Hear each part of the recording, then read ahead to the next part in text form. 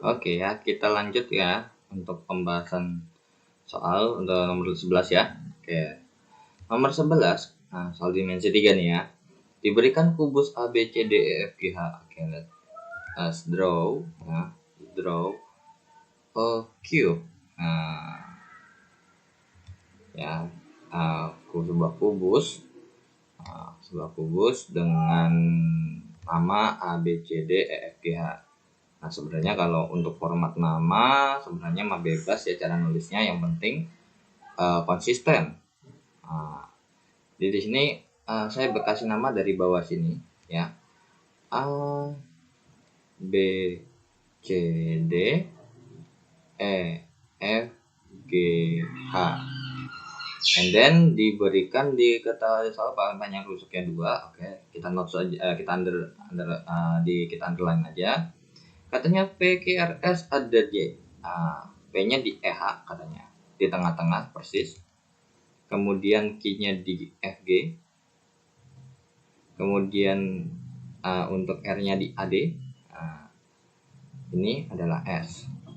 Ditanya adalah sudut antara bidang PQRS dengan ACH. Oke, let us draw dulu untuk PQRS. Kurang lebih begini. Nah, seperti ini kurang lebih ya. Oke. Nah, sekarang ACH itu yang mana sih? Nah, ACH itu yang ini. Kita kasih warna yang mudah aja deh. Set. Ini ya. Kemudian seperti ini di samping, atau kalau enggak kita kasih garis putus-putus biar nggak bentrok ya. Nah, terus belakang ini juga sama garis putus-putus, jadi memberitahukan bahwa ini di belakang gitu ya. Nah, sekarang yang kita mau tanyakan adalah si ACH ini kan motong ya, kalau ibaratkan ini kayak misalnya kalian punya PQRS itu di dalam, terus selipin sama segitiga ACH gitu ya. Nah, sebenarnya kalau kalian perhatikan sebenarnya kan di sini ada yang namanya garis potong ya. Sebenarnya motong ya, ada dimotong di 2 titik. Setuju ya. Jadi ACH dengan ACH dengan garis bidang PQRS itu sebenarnya kalau kalian perhatikan nih, kan ini motong nih di sini. Sama motong di sini. Jadi kita bisa bilang ini kita kasihlah titik namanya titik. Serahlah. Karena di sini PQRS ya udah kita kasih huruf M N aja. Sehingga tuh sebenarnya ada nih namanya garis potong di sini. Nah, kemudian ini kan berarti segitiganya ada yang gede kecil gitu kan ya. So kita breakdown mereka. Ya, kita breakdown mereka untuk segitiga si ACH ya. Nah, segitiga ACH kita bikin segitiga sama sisi ya, sama sisi. Tapi kita oke, ACH gitu ya. Atasnya A, kirinya C, H gitu ya. Saya ngambilnya tuh, saya sudut pandangnya dari belakang sini. ACH, kemudian berarti di sini akan ada yang namanya N, kemudian di sini ada M. Nah, pasti namanya kalau ini motong ini di tengah-tengah, pasti ini juga ikut-ikutan di tengah-tengah ya. Pasti di tengah-tengah semua nih. Ini di tengah-tengah nih. Persis banget nih. Jadi A ke M ini kita bisa bilang bahwa A ke M itu adalah setengah dari A ke H. Ya udah setengah H itu kan 2 akar 2 ya. Jadinya akar 2. Nah, ini sama ya. Jadi kita bisa bilang di sini akar 2, di sini akar 2. Oke, and then nah, sekarang di sini untuk dari A ke C, itu setara dengan apa? A ke C itu adalah si 2 akar 2. Nah, dari sini ke sini ini 2 akar 2. Oke, dari sini ke sini pun 2 akar 2. Ya, 2 akar 2. Nah, untuk coret-coretannya ini saya pindahin dulu deh. Ya, nah, ini 2 akar 2. Dari sini pun juga 2 akar 2. Sehingga kita bisa dapat info, ya kita dapat info gitu ya. Nah, di sini sama, sehingga dari M ke N ini kan kita bisa pakai perbandingan gitu ya. Dari M ke N itu adalah berapa gitu ukurannya. Nah, dari M ke N karena 1:2 pasti otomatis di sini juga akar 2. Karena kan ini juga segitiga sama sisi kan ya, pasti. Karena kan ini kesebangunan. Ini sama ini, sama di sini, sama di sini, sama di sini sama. Di sini 60 derajat semua tuh sudutnya. Oke. Jadi kalau kalian lihat tuh ada segitiga seperti ini. Nah, kemudian sekarang apakah kita bisa bilang bahwa sudut PQRS atau ACH itu diwakili oleh si M atau si H? Nah, salah. Kenapa? Karena kalau misalnya kita bilang M atau M sama H atau M sama C kepada si ini di sudutnya patokannya di situ, maka itu adalah salah. Kenapa? Karena kalau misalnya M dan H itu adalah menanyakan sudut antara si ini ya, garis ini dengan yang ada di sini. Jadi kalau kita bisa bilang berarti bidang ADHE dengan yang namanya si segitiganya ini bentuk sudutnya berapa, barulah kita bisa pakai pakai sudut dari mana, yang sudut M atau sudut H atau sudut C atau sudut N. Kalau yang C sama N yang bawahnya A, B, C, D dengan si segitiga ini sudutnya berapa sih gitu ya. Nah, berarti di sini kita harus punya sudut pandang lain. Sekarang kan ini sudut dia arahnya ke bawah kan ya, di sebenarnya si bagian ini nih ada di bawah. Jadi kalau kita bisa gambar ulang lagi untuk si untuk di sini kan kita tahu bahwa ini membentuk sebuah limas gitu ya, membentuk sebuah limas dengan alas segitiga. Jadi gini kalau kita gambar versi gedenya. Ini atasnya itu A ya. Kemudian di sini adalah huruf D ya. Terus kemudian di sini kepanjangan. Ini A, ini D gitu ya. Kemudian di sini ada C, di sini ada. Nah, kurang lebih seperti ini gambarnya. Ini H. Ini kan pasti ada garis segini ya. Set. Ini gini. Terus yang oranye itu tuh, yang garis MN itu ada di mana sih? Tuh. Nah, jadi untuk si ini MN-nya ada di sini nih. Dari sini sampai ke sini. Ini N, ini M ya. Kebalik. Ini N, ini M. Sehingga kalau kita lanjutin lagi, set. Nah, ini set. Kurang lebih seperti ini. Nah, kalau kayak gini berarti kan pas banget nih ya. Ini ACH ya. ACH dengan PQRS-nya diwakili oleh garis ada di huruf M-nya ini, MN. Jadi si PQRS ini yang membentuk sudut terhadap ACH itu diwakili dengan huruf MN. Ya, diwakili dengan huruf MN, sehingga untuk sudut yang terbentuk itu adalah sebenarnya di sini nih. Kalau kita tarik garis ya. Ya, tadi ini kita bikin ini tambah garis ini dari sini ke sini nih. Set. Nah, ini adalah garis AP boleh AO. Nah, ini huruf O nih. Nah, jadi kita bisa patokannya di sini boleh atau mau yang gede boleh. Nah, yang gede aja ya, yang biar lebih gampang. Nah, jadi dari segitiga yang ADO. Nah, ADO dari D ke O itu berapa sih panjangnya ya? Dari D ke O itu panjangnya berapa sih? Nah, kalau kita lihat gambar untuk D ke O, ini kan DCH. DCH itu adalah yang di bagian sini nih, yang di bagian sini ya. Nah, jadi untuk DO itu kita ambil si gambarnya itu atau ambil plotnya tuh di sini nih. Jadi kalau kalian gambar tuh untuk DO itu adalah seperti ini. D C G H. Terus kemudian di sini kan ada si CH nih. Ya, ini ada si CH. Nah, DO-nya tuh D ke O tuh ada di sini nih. Nah, seperti ini. Ini adalah huruf O-nya. Nah, pastikan ini dari D ke O itu adalah setengah dari DG atau sama dengan setengah dari CH, yang dimana diagonal sisi persegi kan.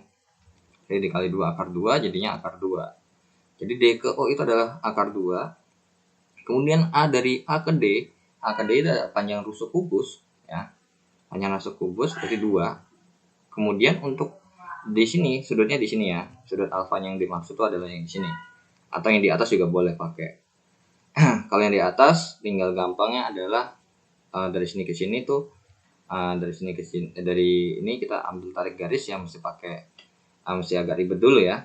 Oke.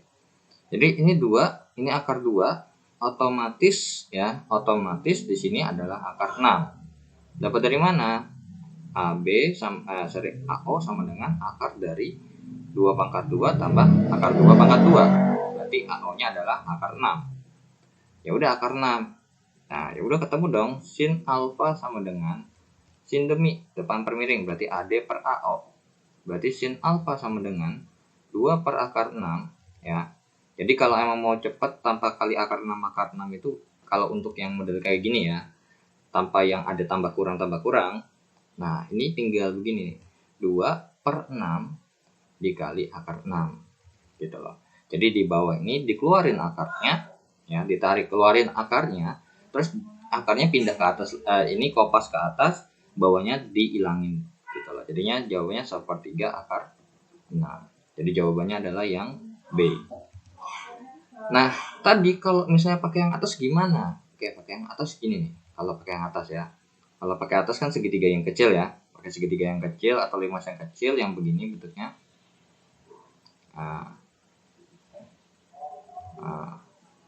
Ini A, ini berarti saya bilang L aja deh ya. L, N, M.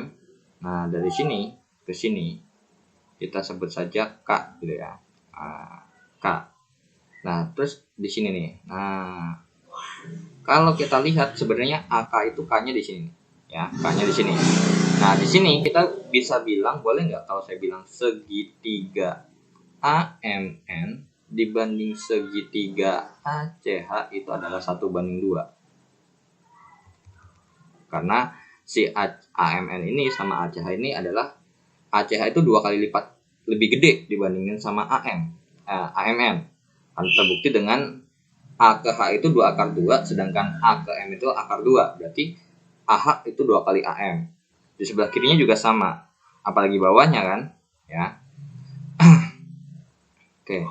Jadi ini bukan akar 2 ya. Ini akar 2. Nah, sehingga kita bisa bilang AMN ada ACH itu 1/2. Berarti kalau dari D, jadi kita bisa bilang untuk nyari LK itu gampang. Nyari LK itu adalah LK per DO ya, dari sini. Ini kita tadi kasih huruf L, ini kasih huruf K. Berarti LK, jadi kalau kita ambil LK sama DO-nya nih, ambil dari segitiga seperti ini. Ya. Ambil dari segitiga seperti ini. L, ini K, ini A, ini D, ini O. Pakai subkas bangunan. LK per DO sama dengan berapa nih? AL per AD. Nah, LK-nya itu yang ditanya, DO-nya itu tadi ketemu, DO-nya itu adalah akar 2, kemudian AL-nya itu adalah 1. Ya, dari akar LK 1 ya, karena persis di tengah-tengah.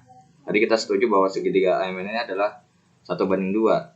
Berarti kita juga bisa bilang di sini segitiga ALK sama dibanding sama segitiga ADO itu sama dengan 1/2 juga. Nah, di sini 1/2, berarti LK-nya sama dengan setengah akar 2. Nah, ya udah.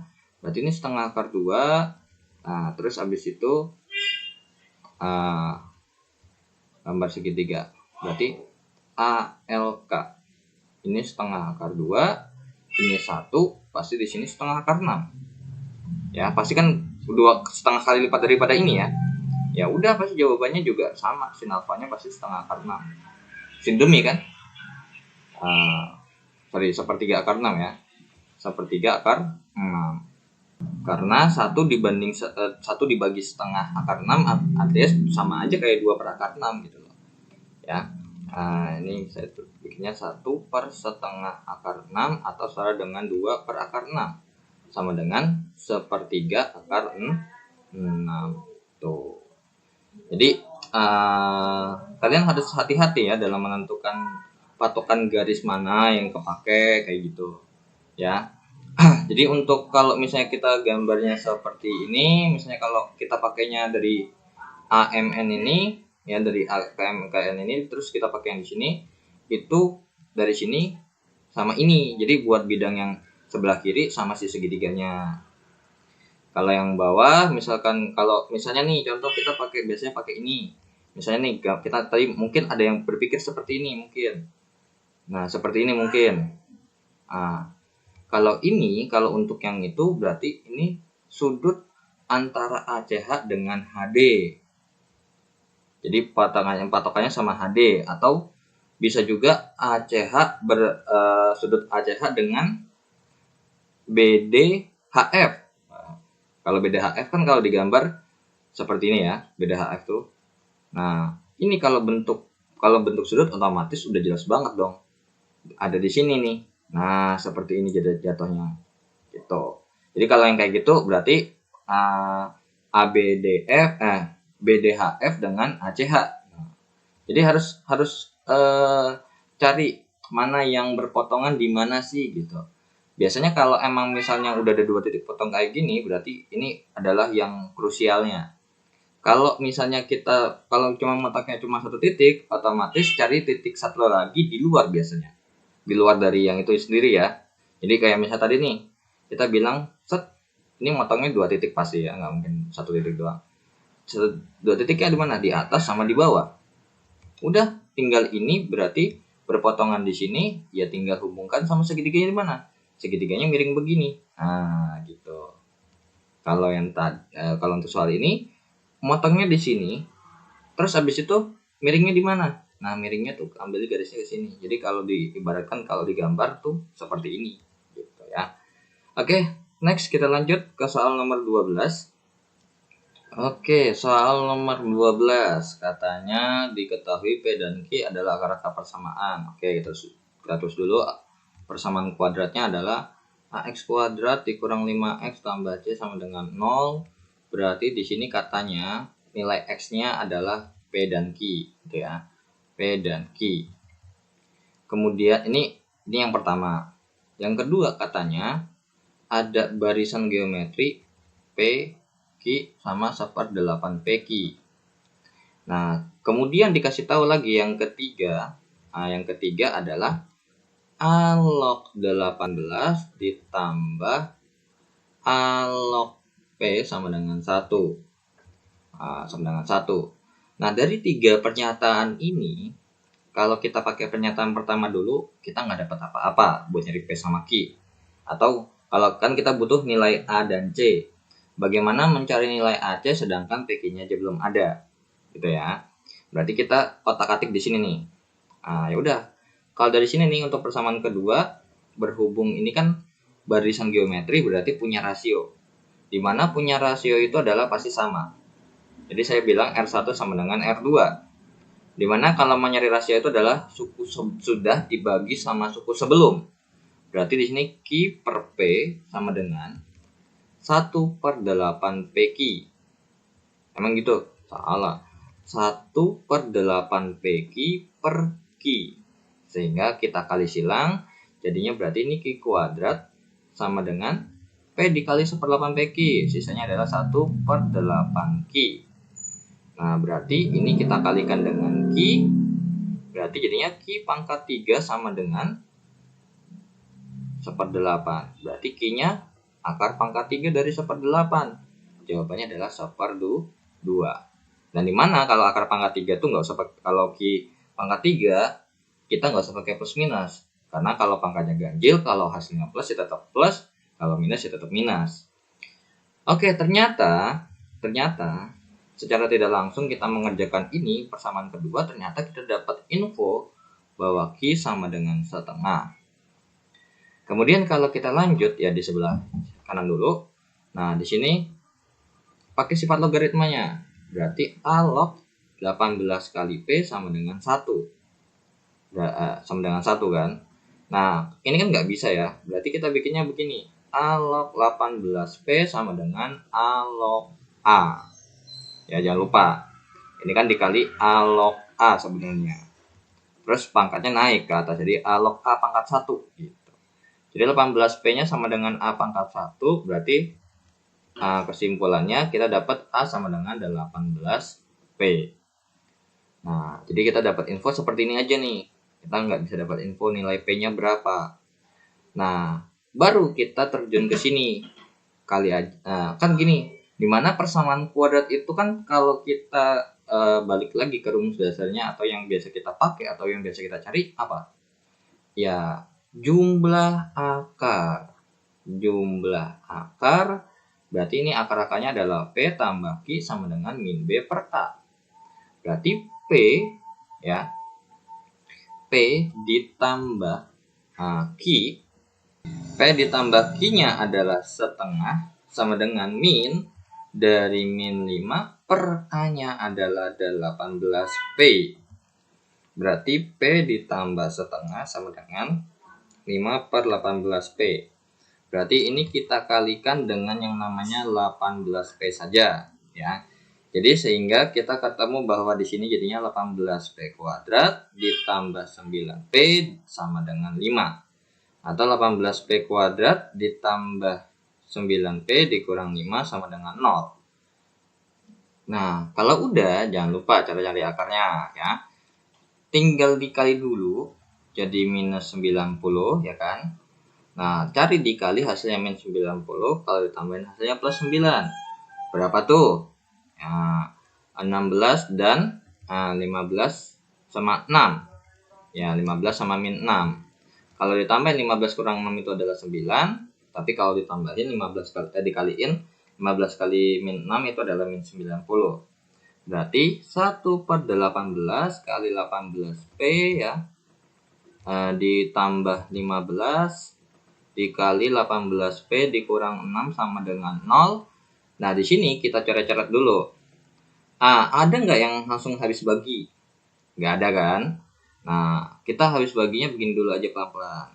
Kita bagi dulu nih sama-sama bagi 6. Jadi di sini sisa 3, ini sisa 3, ini sisa 1.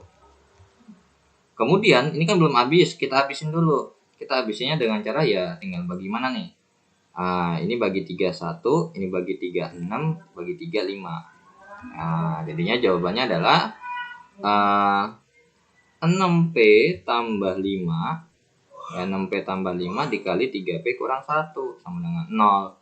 Berarti di sini akan ada dua jawaban ya untuk nilai P-nya. 6P tambah 5 sama dengan 0 berarti P-nya sama dengan 6P sama dengan min 5 berarti P-nya adalah min 5 per 6. Kemudian 3P kurang 1 sama dengan 0 ya, kurang 1 sama dengan 0 berarti 3P sama dengan 1 berarti P-nya sama dengan 1/3. Nah, terus gimana nih? Nah, jangan lupa ya, kita pilih yang mana? Apakah dua-duanya? No, be careful ya, karena apa? Di sini ada log-logan. Oke, ada log-logan. Dari sini kita bisa dapat info bahwa harus ada syarat log. Ya, syarat log. Dari syarat lognya adalah A log 18 ini. Atau dari sini aja ya, saya kotakin aja. Ini adalah syaratnya. Untuk A-nya, karena bilangan basis itu nggak boleh negatif, tapi nggak boleh 1 juga. Jadi A-nya itu ada di antara 0 dan 1 ya, antara 0 dan 1 gitu ya.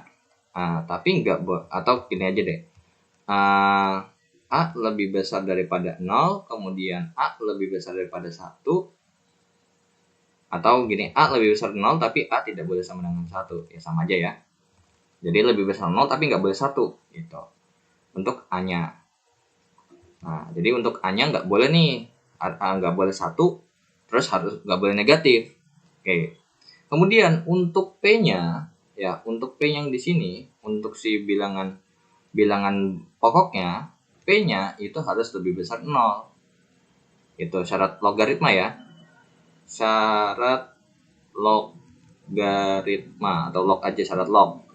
Berarti A-nya lebih besar 0, tidak boleh sama dengan 1, dan P-nya lebih besar 0. Berarti kita pilih yang ini.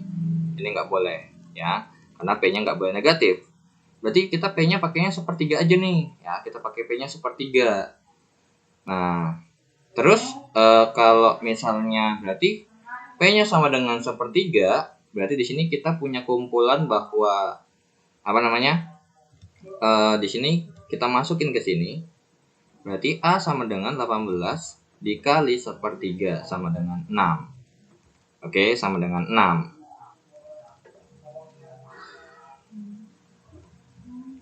Nah, kemudian kalau sama dengan 6 ya, untuk A sama dengan 6, kita baru cuman info dapat A-nya doang. C-nya belum ada nih. Nah, bagaimana mencari C-nya? Oke, cara cari C-nya ya tinggal akalin dengan cara C per C ini ada hubungannya dengan hasil kali akar. Hasil kali akar yaitu adalah P kali Q. P kali Q sama dengan C per A. Nah, di mana kita udah dapat info bahwa A-nya 6, terus kemudian P-nya sepertiga, Q-nya setengah, tinggal nyari C-nya ya. Berarti sepertiga dikali setengah sama dengan C per 6. Berarti 1/6 sama dengan C per 6. Berarti ketemu C-nya sama dengan 1. Oke, kita udah ketemu nih C-nya 1. Ketemu A-nya 6. Berarti di sini kita udah bisa jawab A tambah C. A tambah C sama dengan 6 ditambah 1 sama dengan 7. Tuh ya. Jadi dalam sebuah persamaan matematika itu kalian jangan lupa syarat-syaratnya ya. Kalau tetap kalian nih misalnya bisa udah ngerjain nih, dapat misalnya nyederhanain kayak gitu segala macam. Nah, biasanya nih kalian yang sering lupa tuh yang ini syarat lognya gitu ya. Oke, kita lanjut ke soal nomor 13. Oke, ini soal nomor 13 ternyata tipe pertanyaan yang tergantung sama pernyataannya ya. Jadi tapi tetap aja ya kita bakal cek semuanya. Tapi nanti bakal dikasih tahu kok triknya kayak gimana ya. Oke, nomor 13. Untuk soal nomor 13 itu bahwa katanya ada U, ada V, ada W dan ada X dalam sebuah vektor gitu ya. Vektornya dalam bentuk kayak ini ya, bentuk ini 3 dimensi berarti. Katanya X sama dengan K kali U tambah L kali V sama dengan M tambah W, sedangkan Y sama dengan ini. Nah, berarti di sini adalah di sini ada variabel ditanya K tambah L tambah M.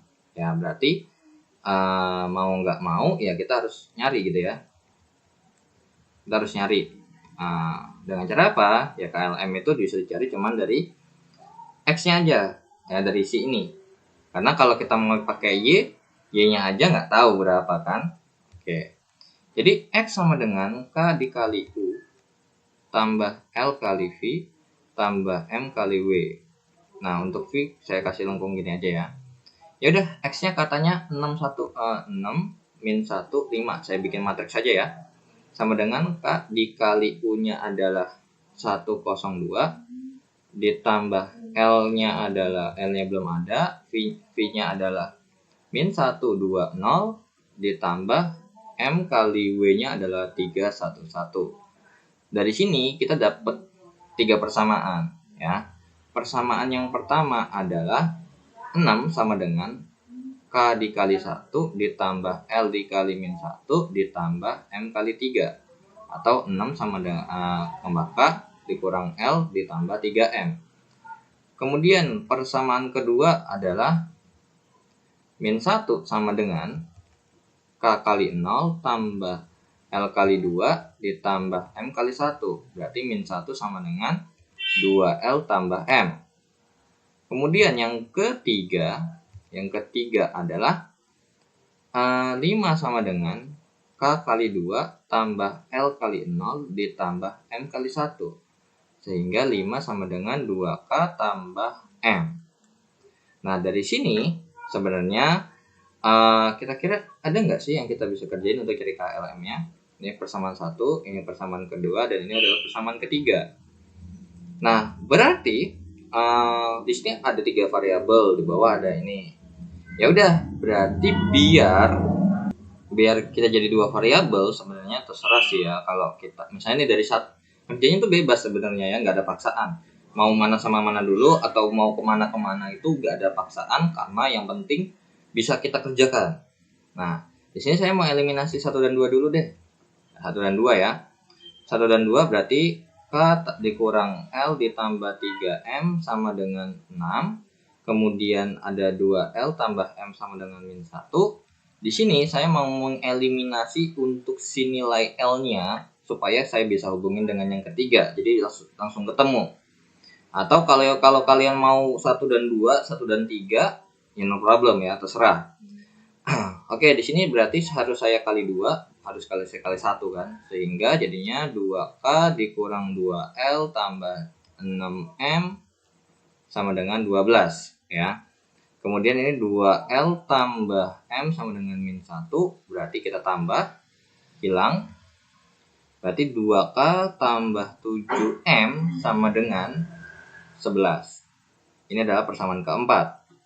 Ya, lanjut lagi, berarti persamaan keempat dan 3 langsung ya, 3 dan 4.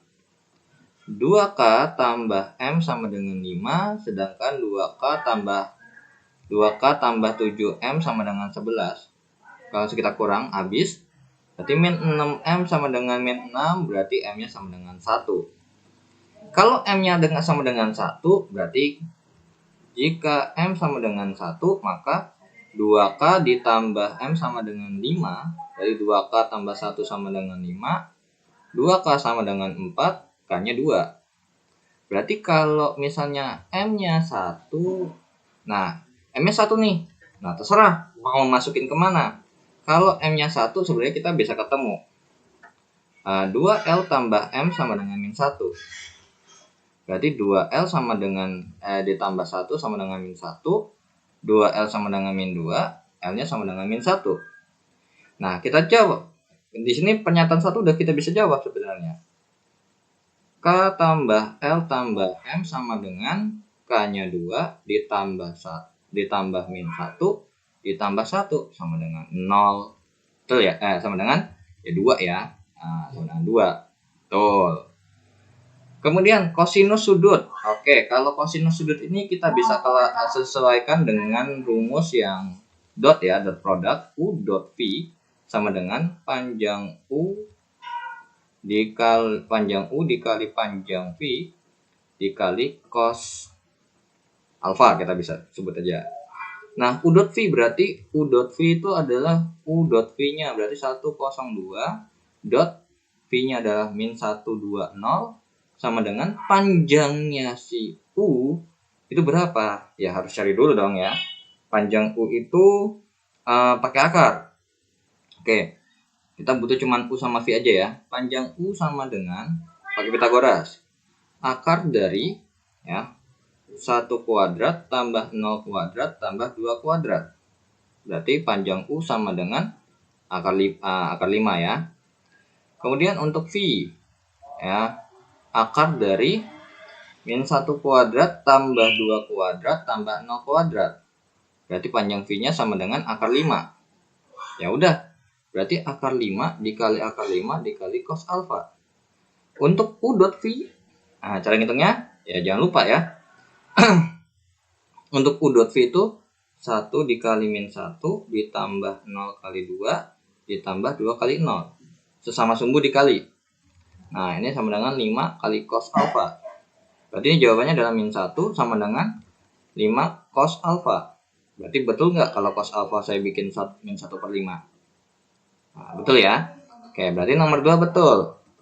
1, 2 betul. Nggak ada kan pilihan ganda yang 1, 2 doang. 1, 2, 3 pasti. Atau 1, 2, 3, 4. Jadi kita bisa bilang bahwa nomor 3 ini pasti fix betul. Ya, ya gitu ya. Nah, jadi 1 sama 3 fix betul. Karena apa? Kalau 2-nya salah, karena pasangan tuh ada 1, 2, 3 sama 2 sama 4. Berarti kalau misalnya 2-nya aja udah salah, pasti 4-nya kemungkinan besar salah. Ya. Oke. Jadi untuk yang ketiga, di sini kita cek adalah katanya akar X dot Y. Nah, akar X dot Y. Sedangkan Y-nya jadi belum ada. Oke, kita coret-coretan dulu. Untuk Y sama dengan K tambah L kali U. Berarti Y sama dengan K-nya adalah 2, L-nya min 1 kali U. Berarti Y sama dengan 1U ya. Oke. Jadi Y itu sama dengan U ternyata. Jadi tinggal kita masukkan akar dari akar dari dot dong ya. Kalau dot tinggal langsung asal masukin aja. Untuk X-nya adalah 6 min 15 dot U. Dot U itu adalah 102. Sehingga di sini kita bisa bilang akar dari 6 kali 1 tambah min 1 kali 0 tambah 5 kali 2. Berarti akar berapa tuh? 6 tambah 10. Akar 16 sama dengan 4. Gitu ya. Jadi akar 16 sama dengan 4. Nah, kemudian panjang Y sama dengan panjang U. Betul ya? Y sama U sama katanya di sini. Jadi di sini kita bisa bilang bahwa vektor Y sama dengan vektor U. Jangan lupa. Panjangnya sama. Betul ya, pasti kalau vektornya sama, panjangnya sama. Tapi apakah kalau misalnya panjangnya sama, arahnya sama? Belum tentu. Di sini Y sama U sama-sama positif, berarti di sini sama-sama searah. Gitu ya. Dia searah. Artinya berarti kalau searah itu artinya kalau yang sumbu X-nya positif, ya satunya lagi juga positif. Kalau yang Y-nya negatif, maka itu ikut negatif. Jadi Y berlawanan arah dengan U, salah ya. Kalau Y berlawanan arah U, statement ini dia mengatakan bahwa Y sama dengan min U. Tapi kalau cuma berlawanan arah, kita bisa bilang betul kalau panjang Y sama dengan panjang U. Kan angkanya sama gitu ya. Jadi panjang doang sama, tapi arah belum sama. Karena alasannya kenapa? Karena kalau misalnya kalian misalnya gambar sebuah garis misalkan dari A ke B, kira-kira dari A ke B sama B ke A itu panjangnya sama nggak sih? Pasti sama. Panjang AB itu sama dengan panjang BA. Tapi kalau ditanyain apakah B ke A sama A ke B itu searah? Tidak. Di sini kita bisa bilang bahwa AB itu sama dengan lawannya si BA. Itu ya, jangan lupa nih konsep vektor dasarnya. Oke, kita lanjut ke soal nomor 14.